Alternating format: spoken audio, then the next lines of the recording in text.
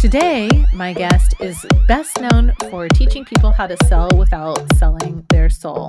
But there's more to him than that. He's a philosophical guy. I'm excited to bring you Josh Braun. I'm Aiden Nepom. This is the Changed Podcast.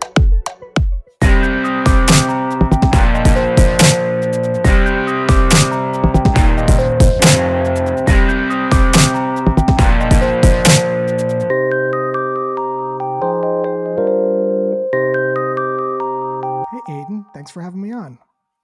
I'm excited that you're on my podcast. Thank you for being here. You should be. I'm kind of a big deal. I'm really, I'm surprised that you were able to actually get me on your podcast of all the things I have to do today, which is, there's so many shows on Netflix. So I'm delighted to break up my day and be on here. Thank you for inviting me. You know what? To your fans, you are kind of a big deal, and you do have fans. Thank you. My mom is listening. Those who know you as a guy who helps people get better sales results without having to be gross about it. In fact, you really encourage people to just be human beings with each other, which I always have admired and respected. Do you fancy yourself a little bit interested in human behavior? Is that something that's interesting to you? It is. It is. I study human behavior all the time for my professional life, which is to help people sell, but in ways that don't feel salesy or manipulative and gross. And I also study human behavior to help me in my personal relationships as well with my friends and with my wife. So the one thing that I find really interesting is that there's this sort of universally true thing about change, which is that we all go through it. And then there's the really individual response to that truth, which is some people really resist it. Some people try and get ahead of the curve by being like, I'm make all the changes, and then change can't chase me down because I've already moved the furniture and changed my life and in a different career. I'm curious what your relationship is with this idea of change. What does that word mean to you when I say it? Yeah, I think where we get into trouble is where we think that we can actually change other people. Right. So sometimes people spend a tremendous amount of time trying to change other people's minds. And the realization that I came to when I started studying Stoicism several years ago, which is that you don't control other people. You don't control your revenue number. You don't control how people respond to your message. You don't control your quota. You don't control if people are going to hang up on you. You don't control if someone's going to change. You only control what is in your nature to be able to be controlled. What you say, what you want to do, how you conduct yourself, how you behave, and your thoughts. When we start to change people's minds, we often are met with resistance because people don't like it when other people take away their freedom to choose. You tell a teenager to stop smoking, they'll actually start to smoke more. It's actually something called the backfire effect. So you can't actually motivate change. You can align with it. The only thing you can do is start to ask questions to understand if someone is motivated and to what level or degree they are motivated, to then see if you can create an opening that would invite them to care and be motivated to want to learn more. How do you respond to change that shows up on your doorstep? It's sometimes you choose change for yourself. Like you choose to change something. Going from couch to 5K, for example, is a change people choose to make. But where are you on that spectrum? Do you get excited about making changes in your own experience, or do you like things to stay sort of level? I'll give you a couple of examples. So I think the only time people change is when they are not able to make progress anymore. Right? So everything's going fine in your life, and then all of a sudden something changes. Something comes on your doorstep, as you said, or you're no longer to make the progress you wanted to make. You're doing 5Ks and you were training a certain way, but now you're going in the half distance or marathon running. And the training that you were doing and the diet that you had isn't causing you to be able to make the same progress before. So you got to start changing some stuff. You got to change how you train. You got to change what you eat. Sometimes the change is things that you haven't considered before that can make your life more awesome. And I'll give you a couple of examples, because it does relate to what we're talking about, but also relates to a sales superpower. Several years ago, I was in the mall with my wife before the COVID, obviously, and I did not need anything, literally. I was just in the mall with her, just trying to kill some time. I didn't need the change. I didn't need anything. I was fine. And to just kill some time, I walked into a Fit to Run store, not needing anything. And if the store associate said to me, "What brings you in today?" I would have said nothing. If she said, "Can I help you change into some other clothes or new sneakers?" I would have said, "No, I'm good." If she said, "Can I help you?" I would have said, "No, I'm good." But she didn't say any of those things. Instead, she looked down at my sneakers. She said, "Are you a runner?" I said, "Yes." She said, "What distance?" I said, "I'm training for a marathon." And she said, "Have you ever had a running gait test?" And I said, "What's that?" And moments later, I'm literally on a treadmill in the store. She freezes the frame and she says, "Look at your ankles. They're overpronated." I'm like, "Oh, yeah, they are." She goes, "And did you know that if you run in sneakers that are not made for pronated feet, you can get injured on long distance runs? And if you'd like, we could take a look at your sneakers to see if they're made for pronated feet." And 4 minutes later, I'm spending 180 fucking dollars on insoles and new sneakers. So that's a change because she shined a light on a terrible, no good, very bad thing that was about to happen to me. And that caused me to question the status quo. She kind of illuminated the cost of inaction. And so for me, all of a sudden I was not able to make progress anymore. And I bought, and that's happened to me a ton of times. Mm-hmm. And that's a sales superpower because everyone you talk to doesn't want to make change. They just want to make progress. Mm-hmm. And your job, when with regards to sales, at least, is to highlight or illuminate the cost of inaction to see if someone wants to do something about it. I would never try to change someone's mind by convincing them. When I was trying to introduce my wife to transcendental meditation, I didn't try to convince her. I started to Mm-hmm. expose some ideas to her to see if she was motivated. And I would say something like, on a scale of 1 to 10, 10 being you can't wait to start this tomorrow, 1 being you'd never want to do it again. Like, where are you? Just out of curiosity. She goes, a 6. And I'd say, well, why didn't you pick a lower number? Well, I might want to do this. I might want to do that. So these kind of questions get to, it's called motivational interviewing. It helps you understand if Mm-hmm. someone is motivated and to what degree to see if you might be able to create an opening based on their reasons for change, not your reasons for change. Yeah, I think that that's, it's interesting that you bring that up. I mean, definitely when I think about how just being human with each other works, there's this weird assumption that what's important to me is going to be important to you because it's important to me, but that rarely pans out.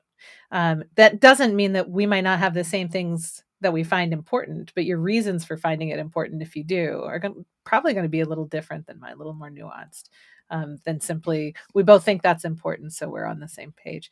I think it's really interesting to try and to get to know what people are curious about or how they're making their decisions. That's more powerful than me trying to like give you this is why you should think it's important based on my understanding of the world. Yeah, I mean, and salespeople do this all the time, right? They have benefits of their product, and they think that because the product has benefits, it matters to the prospect. Like to your point, like my grandma, God rest her soul, she had an awful toaster. Like it sucked. It only made one slice of toast. It took forever, and Uh-huh. the toast was always light. And so I would come in with these new toasters. Grandma, look at this new toaster. 2 slices of bread, fast, new toaster digital user interface. And she's like, "Get that out of here. Sit down and have your Yeah. soup. I don't want that," because my grandma only wanted one slice of toast. She didn't want it fast. She only wanted it light. And so just because the toaster had benefits didn't matter because my grandma didn't see them as benefits. So to your point, the benefits only matter, the change only matters if it matters to the person you're talking to. But this isn't unique to sales either. Like this is definitely, your realm of expertise is in sales, but it's not limited to that. People are selling each other, whether they call it sales or not, all of the time. You look at, I've been doing these Reason in an Outrage World workshops, which is really the same skill set from a different point of view. People coming into these conversations trying to change minds and getting frustrated when they don't get the results they want because you, like you say, you can't necessarily simply just walk in, present a bunch of facts, and then expect for everyone's minds to change. I think it's super interesting. Like I read this great study on the study was done years ago on the relationship between facts and changing minds, and it turns out that once somebody's mind is made up, presenting them with a bunch of data, like proof that they should change their mind, does not in fact change their mind. Very rarely does that have any influence on that outcome. And the minute I found that out, I did what most people do, which is I posted it on social media. I was like, hey, look at this really cool study on how facts don't change minds. The data doesn't really work. This is in like 2017. I shared this. The very first comment was from somebody who was like, I don't think that's true. Trying to change your mind. They were trying, right? They're trying to change your Yeah, mind. they were like, I don't think it's true. I think data is really effective in changing minds. I was like, oh, that's, yeah, I totally see why you might say that. That's interesting. Here's 2 more Well, studies, right? And they're like, yeah, no, that doesn't feel right. And I think that really speaks to how our feelings, our relationship with the world around us, our experiences are so influential. And data is, if you're trying to make your mind up, data might be interesting. But if you've already made your mind up, that data doesn't necessarily sway anybody. well, you're kind of getting back to how people are wired, right? So there's Yeah. something called a rule of consistency or incongruence. Like, so if I talk to someone who smokes, that's 45 or 50 years old, the person knows that smoking is bad for you, but they smoke. That creates an Mhm. incongruence. So what they'll say is, plenty of people smoke and live to 95. What they'll say is, I only smoke once or twice a week. What they'll say is, I only smoke when I'm stressed out and I eat healthy all the time. So people want to stay in homeostasis. Like, they want to stay congruent with what they believe. It feels bad when someone like you comes in and says something that's incongruent with how someone feels, what their belief system is, creates an incongruence. So that's why you're getting that reaction. The Mhm. way around that is to not try to argue your point, because when you're explaining, you're losing. Yeah. The secret skill is to actually make the other person feel heard. That is a skill that a lot of people take for granted, listening, because we do it all the time. And it's a tragedy because unless we realize that understanding and listening is a skill that in fact can be learned and mastered, like painting or playing an instrument, you lose the opportunity to get better at it. So people like Chris Voss, who I had on my podcast, the author of Never Split the Difference, is a master at making people feel heard. So much so that he's able to, using just his voice over the phone, free hostages that are being held captive, saying, I'll kill her unless you give me $80,000. And literally 2 hours later, the hostage is being freed and they're not getting any money. And the bad guy's going to jail. And he's using just his voice. What he's Mhm. selling essentially is jail time. And he's using just his voice to be Mhm. able to make, and if you really analyze what he's doing and listen to the tapes, which I have, if you take his master class, you can actually hear the hostage tapes and him doing a kind of a breakdown of it, is he's just making people feel understood. And that's a skill that is not inherently in your DNA as people, because we want to talk. We listen for our opportunity to talk. And when the other side doesn't feel heard, to your point, it gets combative. Yeah, I mean, you can see this time and time again. If you hang out on social media at all, you can just see it. What your platform of choice doesn't really matter. There's plenty of evidence, no matter where you hang out on social media, where people really get into that place of trying to talk at each other until the other person says, "Oh, you know what? I take it all back. You're right." And the number of times that happens to reinforce the behavior is so few and far between, and yet people still really try and get at it that way. I'm 100% in agreement. You have to give people the gift of being heard if you wanna make progress. Um, and the other thing I think is really, really powerful is, know why you're having that conversation. If you don't have a, because sometimes it's like, "Oh, I don't actually need to be having this conversation at all.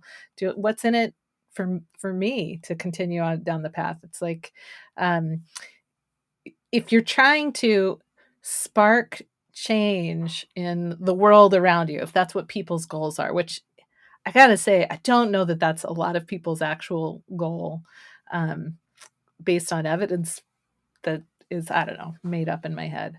But it's like it doesn't seem behaviorally like that's what I witness. What it seems like is people just want to feel right, which is really different than sparking change in other people. But it would feel great to have somebody be like, "I've been changed." That would feel good to the person talking to the point. But if you can give people the gift of feeling heard, they're more likely to listen down the road anyway. Yep. I think people know that inherently, but I don't think people know how to do it. And they don't think people Yeah, it know how to takes practice it. practice.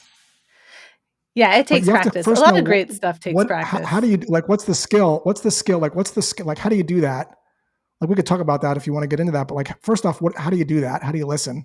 Because there's techniques. And then how do you practice it in a Yeah. way or it becomes your default behavior. Two separate things like, okay, I know I have to improve this, or this is a thing that can be improved. That's step one, is I'm even thinking about it. Thing number two is, what does it mean to be a better listener tactically? Like, what are the tactics that I can learn? And then three, how do I practice them, get my reps in, so that when I'm in these situations, I default to listening rather Right. than overcoming and convincing. Right. I mean, it's any skill, really. I think it's fascinating that somehow we put listening into this category that's different from riding a bike. Like you, when you learn to ride a bike, it's really clunky and awkward at first. And it takes practice and reps, like you said. And eventually you get to the point where you get on a bike and they say it's just like riding a bike. You never really forget once you've practiced. Though I do think your listening skills can atrophy if you don't keep up with the practice. But the assumption that Yeah, I we mean, it's the would be same thing. able to Like I remember, like, go ahead. no, I cut you off. See, we're talking about listening, and I'm not even listening. See that I just fell into the trap. So one of the things of listening is letting It's a people have human 2 or 3 behavior. seconds. Like Aiden does this better than I do. If you've been listening to this podcast, you let people have like 2 or 3 seconds after they're done talking, and then you talk, because you're waiting for your Sometimes I turn to. do And I that. just was guilty of this just now, right? Because you're waiting for your turn to talk. Sometimes what you have a tendency to do is cut other people off, which is what I just did. So a technique here is to just have a little Yeah. self-restraint and just count to 2 or 3. Everything's going to be okay. And then you can talk. See, Aiden just did it. See, I'm still talking and she hasn't cut It's me a off yet. good Let's see if she one. does again. See, I'm talking again. See, Oh oh, my she God, hasn't I'm done it. cutting Okay, you off I'm right going to be now. What are you quiet talking about? now. In recording, we're going to experience a little delay. So ironically, we can leave each other space, but we'd have to leave each other 10 seconds of space in order to actually give each other 2 seconds of space. Yeah, I mean, to your point of being able to practice, I mean, I remember a few years ago, I did a guest lecture at a college in South Carolina. And these professors, like, they knew their domain, but a lot of them didn't know how to explain it in ways that were motivating to learn Mhm. more. Because it turns out that knowing your domain and then knowing how to teach it in a way that inspires people to care are completely different things. But unless you realize that explanation is a skill in and of itself, if you don't realize that, you can't improve it. It's the same thing with listening. Like, we do it so much, we think we do it. Like, I know how to be a better listener more, but we don't really know it's a skill. Like painting or playing the guitar, there's tactical things, there's mindset things, and then there's practice routines. And we don't get better at it. You know, for years I've been helping people develop these skills through experiential learning live and workshop. And one of the interesting things that I'm currently facing in this current environment of the digital world, I can give people experiences online, but what people want is their free time. And I want them to have their free time. So it's this weird, interesting thing where I'm like, to really be changed, uh, there's experiences that help people see that there's a different way than the sort of the default way, and to inherently understand the value of it. And um, what I would love to do is put out a product that's like, here, just do this, watch this video, practice on your own time, and then be on my merry way. But what I want is it to actually work for people, and to do that, it feels like there needs to be experience in the room, to start that process of practice. I don't think I could have watched a video on how to ride a bike and then been able to ride a bike. I think I needed somebody to hold my hand through that early process, and then I could practice it on my own and watch a video refresher if I wanted to, which I've never had to because it's riding a bike. So, there's also Mm. this interesting piece where the people's hunger for how they learn things is changing. And yet it does seem to me that some things benefit from that human element. Yeah, I mean, I think everyone just has a hunger to be heard, and so few people have that opportunity to feel heard, especially now in this day of checking our phones every 2 seconds. I mean, I can't tell you the amount of times I'm out with people. Phones are on the table, face up. I mean, Simon Sinek talks about this, which kind of secretly sends this Mhm. message of like, you're competing. Obviously, there's emergencies that happen in your family, but most of the time when these phones buzz, they're not emergencies. They're like Google alerts, or you're getting a message from Instagram. Back in the day, back in my day, you didn't know the answer to a question. You just kind of went to the next thing. Nowadays, it's like we take out our phone and we have to Google that instead of going to the next thing. And that kind of takes you out of this moment. There was a photographer in New York that did this really interesting picture. And you may have seen this. It was obviously pre-pandemic. He took a picture of a crowded restaurant and then he airbrushed out all the phones. Mm-hmm. And what you see is just people with their heads Oh, down, yeah. families and kids, and like nobody's really connecting anymore as they used to. So that's also Yeah, yeah, another yeah. area that these phones are, very addictive programs. So, and they kind of pull us, they vie for our attention. Obviously, these platforms make money the more of our attention they get. And it does make it a little bit harder to be in the moment because we feel a little antsy, like we're missing out on our phone. I haven't checked it in 5 minutes. And I'm guilty of this too. I mean, I'm on LinkedIn a lot. And, LinkedIn to me is really what they're selling is likes and comments because it makes your ego feel good to get those things. And so you turn these notifications off so that you don't feel the need to be able to check that stuff anymore. But that's a form of addiction for sure. Yeah, I mean, so we're talking about change in like about 1,000 different ways, all wrapped up into one tiny conversation, which is the changing world around us, the idea that people can or can't change people's minds, motivation behind change. But here's what I really want to know, Josh, is if you think back into your own life's experiences, going all the way back to childhood, if you want to, if I were to ask you to identify a moment in your life after which things noticeably changed for you, are you able to identify a singular moment like that? Or do you get like 1,000 that come up and then you have to pick one and it feels hard? Yeah, I mean, I could talk about a couple. I mean, my dad, when he was 49 years old, I noticed when I came home for lunch one day, his car was in the driveway, which it never was. He was an attorney in Boca. And he worked crazy hours. Car was in the driveway at like 11 o'clock on like a Wednesday, which is normal for me to be home because I was just out of college, not really doing anything. But he was home, like, and I was like, so I came in the house and I looked around and he's like in the room. I opened the door and he's like sleeping, like in the bed. I'm like, that's so weird. Must be tired. And I go work out with him the next day in the gym, and he's like complaining about a back problem. This goes on for like months until finally he decides to go see a doctor. To make a very long story short, he ends up having testicular cancer, which is very rare for someone his age. He ends up having to go to MD Anderson. I don't see him for 3 months. He was a little overweight. By the time I got to see him 3 or 4 months later after he'd been treated, and I walked into his room, I didn't recognize him at all. Like he was probably about 120 pounds, no hair, and I just lost it forever. Changed me because what it made me realize pretty quickly is how you think you have this time and you think it's really unlimited, especially when you're young. But you really don't. I mean, if you see your mom, I don't know, once a year and she's 70, maybe you could see her 5 or 6 times left, or 7 times left. And so it really taught me to reevaluate the things that I value. And ever since then, I've been reprioritizing my time over money. I make an okay living, but I could make more if I wanted to, but there's a cost for that, for me at least. And so I choose to change in a way that I don't take on work, even though it might be very lucrative financially, if I feel like it's going to trade it for hours that I could spend doing other things that I want to do to enjoy my life. Thank you for sharing that story. Yep. Yeah, he was. Uh, That was a tough one. how how is he now? I lost him. So he died at 51 years old. So he was there at MD Anderson for about 2 years, and he came back and wanted to live on the beach for like the last 5 or 6 months of his life, which is what he did. Yeah, life is unpredictable.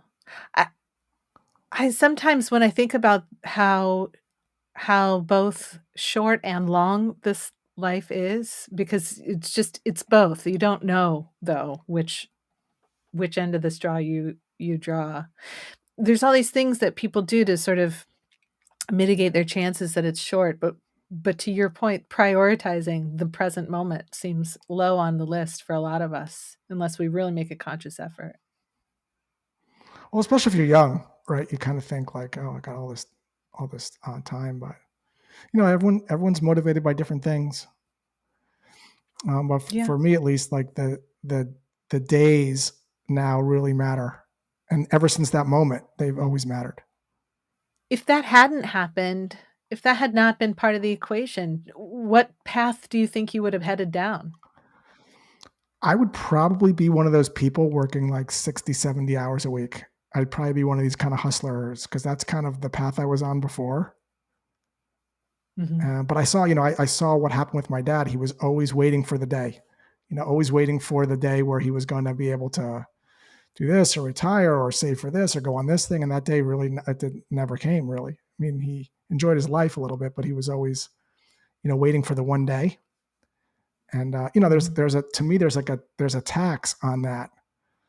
And there's a lot of people I know that make a lot of money, but they're in this like hamster wheel of a life, which Mhm. maybe they like. I'm not judging it at all. But for me, I didn't want to live in that life at all. So I limited down my expenses. I mean, if that didn't happen, I definitely would have bought a bigger house. And when you buy a bigger house, you get Mhm. bigger cars, you get bigger furniture, and you got more debt, and you got to pay it off, and you got to make more money. So we never moved. We paid off the house. Our maintenance dues on this house are $85 a year. We live in this association, middle class neighborhood, paid off the house. And so you limit your Uh-huh. expenses and you can make an okay living and still divorce your time from your freedom. Like to me, it's about freedom, not really about money, freedom to do what I want to, Yeah. do. And so I've created now assets. I sell things that are not my time. I sell information products that divorce my money Mhm. from my time. So people can buy these things without me having to involve my time selling them. Whereas before my dad, I was consulting, I was training, I was doing, B2B sales. It was a very time intensive, process. This got me to shift like, how can I get freedom? Like, how can I create assets that generate income? Maybe not as much, but enough, where I can cover my expenses and have a little extra, where I can have my freedom to do other things that I want to do, whether that's to write or to be on a podcast or to swim or to bike or to run or do whatever.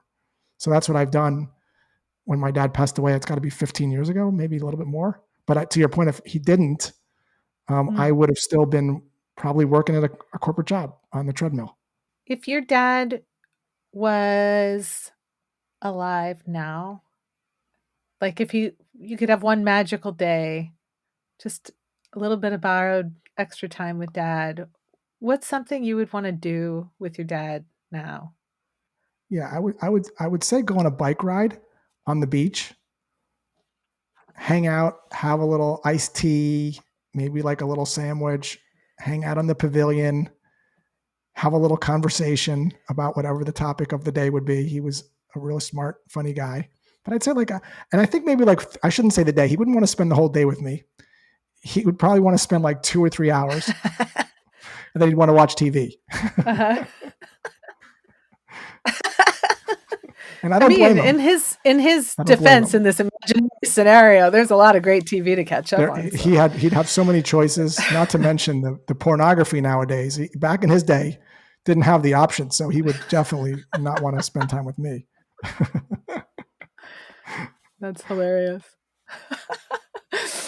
I did not anticipate that answer. It's a great answer. I'm also really curious what kind of sandwich. Like you painted a beautiful picture and you said maybe a little sandwich, and I just got to know what kind of sandwich. It would be like this is exactly what it would. This is exactly what it would be. Okay, we go down to a place called Bagel Works. Now he wouldn't want to go in this place. I would go in, and I would get a toasted sesame bagel, turkey off the frame, sliced thin, right? Mm, Not mustard because it's going to get a little messy. A little Swiss cheese, one or two pieces of lettuce, and some baked lays. Iced tea for him, bottled water, pack it in a bag, put in the backpack. Bam. At the pavilion. That's it. I love that. I love that so much. Like I can picture it like a Norman Rockwell painting.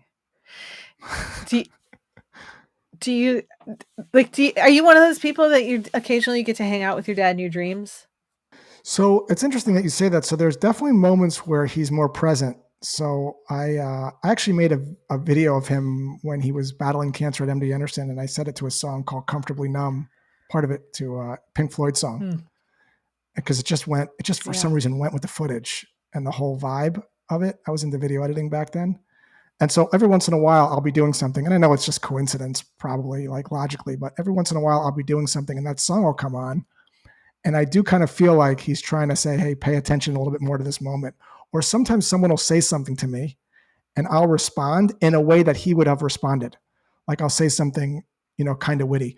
For instance, one of my friends is about to do a mushroom trip.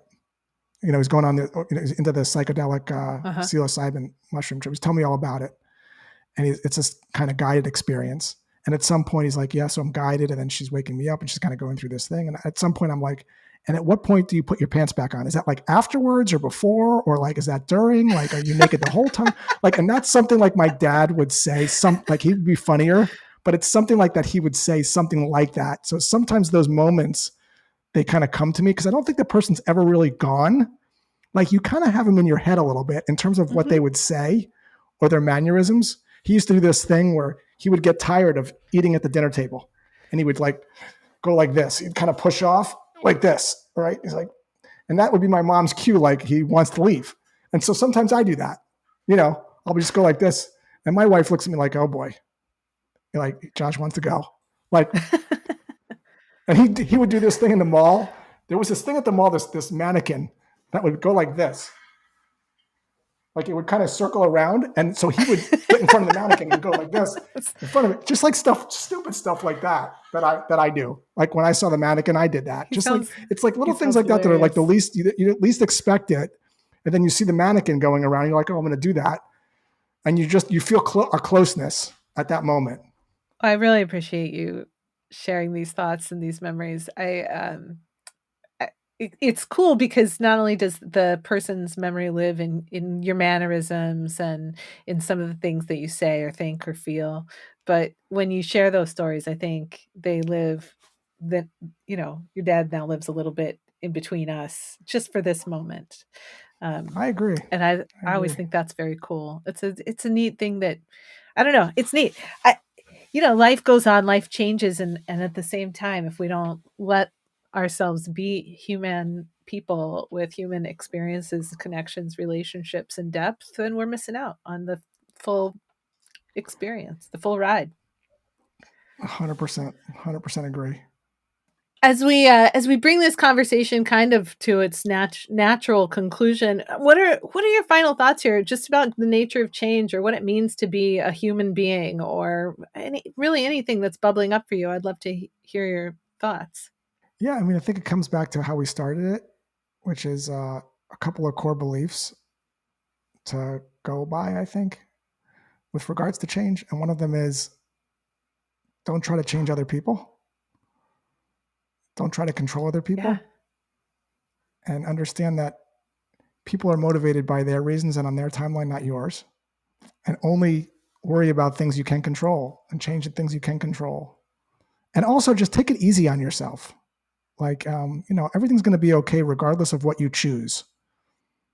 I've kind of learned this as I've gotten older. I've had some really lows, career and personally, and you think the world's ending, but really it's okay. Like it's going to be okay in the end. Like none of it really ends up mattering anyway. Honestly, the deal you lost, the whatever thing you're going through, like within 3 or 4 months, 5 months, it's going to be better than it was. It's going to be not as bad. It's kind of like this wave up and down, and it all is okay in the end. Everything's going to be okay in the end. Everything's going to be okay. No matter what happens, no matter what you choose, just kind of take the pressure off yourself. Thank you. Good reminders. Really good reminders. Well, Josh, once again, I really appreciate you spending time with me, having this conversation. I've enjoyed hearing your perspectives. I really love a lot of the philosophy that you have come to at this point in your life and career and choices. And so thanks for sharing those. Pleasure talking to you as well. We should do this again soon. Sounds good.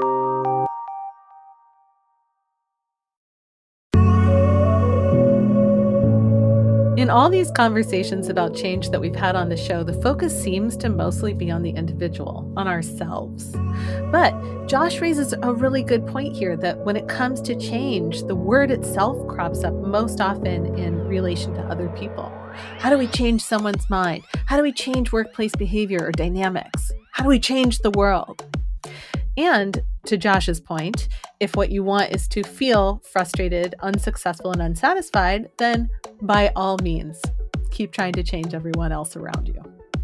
Or, and I must say I agree with Josh on this, perhaps you can focus instead on your own curiosity. In his sales coaching, Josh often says, ditch the pitch. Instead of trying to sell someone else, let them sell to themselves, because ultimately what people want is to feel heard and understood. In fact, here is something that you can try in your next conversation if you want to give that gift of having the person who you are conversing with feel heard. Next time someone is talking to you, listen all the way. In fact, you can wait a couple of seconds after they finish to make sure they're completely done. And while you are listening, give yourself this job. Listen for the underlying values or what you think that person cares about underneath what the words are that they're sharing with you. So for example, if somebody's ranting about how a dishwasher is loaded, perhaps they really care about order or doing a job well or things working the way they're supposed to.